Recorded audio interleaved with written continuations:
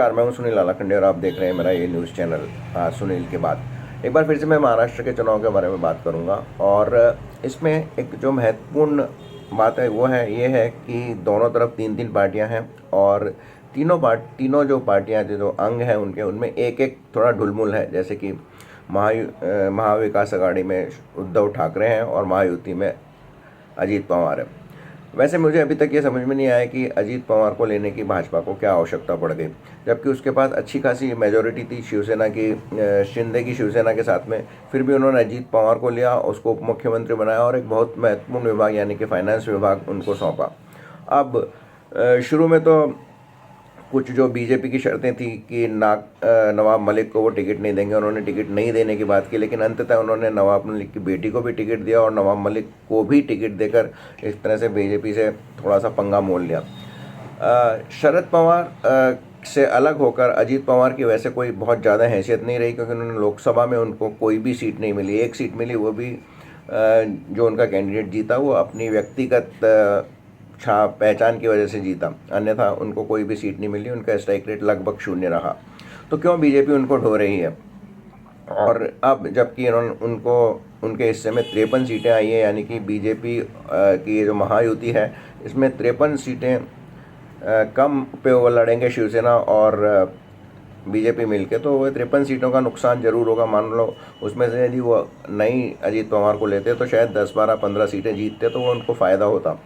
अब एक अगर ऐसी स्थिति आती है जिसमें कि तीनों महायुति को कि तीनों पार्टियों को मिलके करीब करीब बहुमत मिल जाता है, यानी 150 सीटें, जो 144 सीटें चाहिए उससे जाके 150 सीटें उनको मिलती हैं, और शिवसेना और बीजेपी का मिलके दोनों को बहुमत नहीं मिलता है, तो अजीत पवार एक बहुत ही डाइसी सिचुएशन में होंगे और वो अपना एक रोल खेलेंगे, क्योंकि बेसिकली तो वो कांग्रेसी ही हैं और मुस्लिम तुष्टीकरण आदि के जो टैग लगे हुए होते हैं हर कांग्रेसी पे, उन पे भी लगे हुए हैं। तो उस स्थिति में यदि उनको ऑफर आता है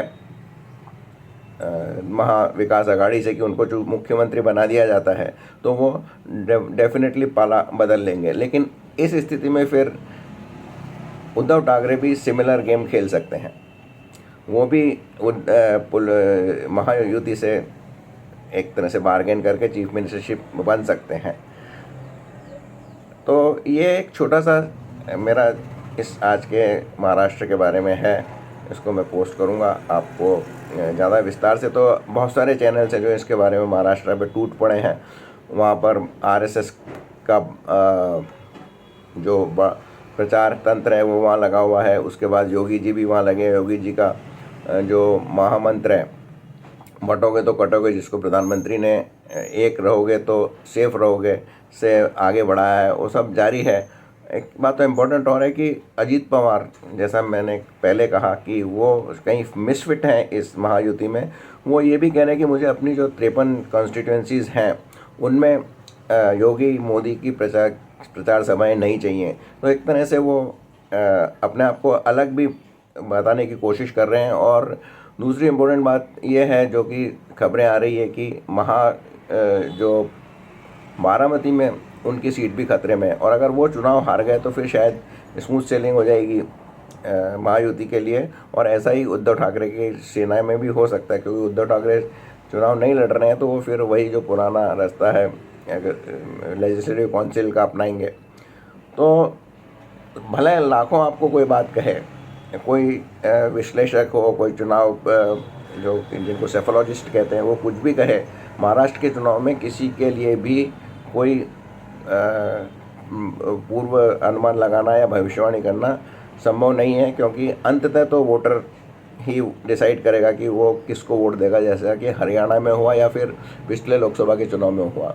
बहुत ही मुश्किल डाइसी सिचुएशन है और 23 तारीख का इंतजार किए, तभी आपको पता लगेगा। हालांकि झारखंड में ज़्यादा विचार चर्चा नहीं हो रही है, वहाँ पे क्या होगा वहाँ भी अंततः तो डिसाइड मतदाता ही करेगा। पर फिलहाल जो खबरें आ रही हैं उसमें लगता है कि बीजेपी या एनडीए वहाँ थोड़ा बढ़त बनाए हुए हैं।